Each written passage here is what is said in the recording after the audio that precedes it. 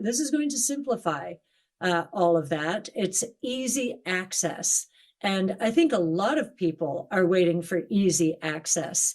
The early adopters are there, no question about it. And yet we believe this is an asset class that will scale to billions of users.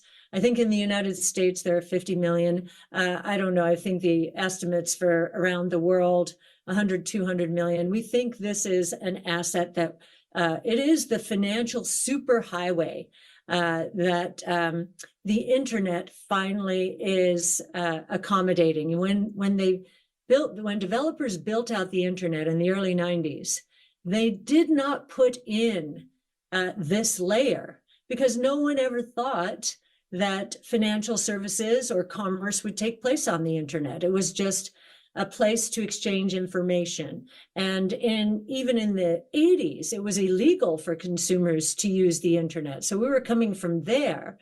And now, of course, we do all kinds of things on the internet. This is going to simplify, take out a lot of middlemen that are there really to control risk, but also they take a toll. It tells us we have not only a risk-on asset here, but we also have a risk-off asset. And that spoke volumes to us. In fact, we got converts. Now, leaders of financial institutions call it a flight to quality. We would say a flight to safety. And why do we say that? There's no counterparty risk, unlike in the banking system. The counterparty risk is what caused the 08-09 financial meltdown. Fear of counterparty risk, once again, caused the regional bank crisis. With this fully decentralized, transparent network, there isn't counterparty risk. So we are now saying Bitcoin is not only a hedge against inflation, given its scarcity value, but it is a hedge against deflation, given the lack of counterparty risk. And the other very important thing that's going to happen this year, interest rates were at zero. That's absolutely, and we're not going up. That's absolutely wrong.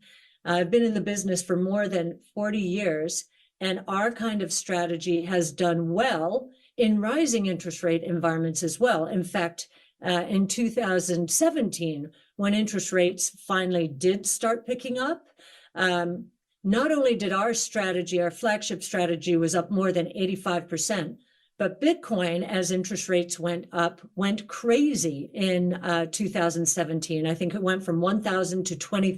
Mm-hmm. So your interest rate argument has not panned out through all of history. What I will say has happened, certainly to our equity strategies, is we're in a very high frequency traded market. Maybe 75% of the trading out there at times is high frequency trading. And they get a hold of a few algorithms with their quantitative research, and they decide that's what's going to move the market, whether it's rising interest rates or whatever. And you'll go through those weak spells, but truth will win out. The earnings power of our companies, I would say that Bitcoin is still in the realm of disruptive innovation. If you look at our stocks, compared to the NASDAQ, they're still way down because of, we think, this false impression that the only environment they do well in is in a very low or falling interest rate environment. And by the way, I do believe we're going back into that environment. So I think the higher for longer hit our ilk of stock and hit Bitcoin. One of the things that's going to happen this year is the halving. And here we can also draw a comparison to gold. The supply of gold has increased on average, very long-term average, about 1% per year.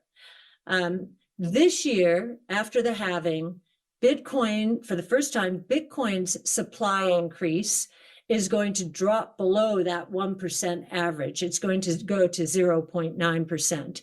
So we actually think that as more investors evaluate the pluses and minuses, and they can coexist, of course, gold and digital gold.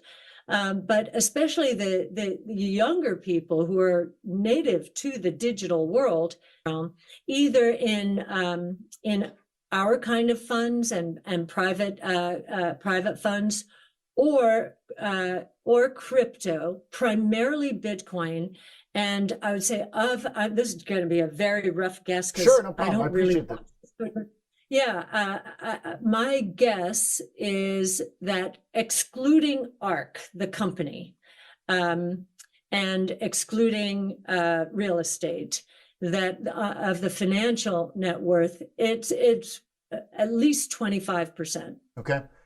Cathie Wood, thanks a lot for your time. I appreciate you joining us here. Big day.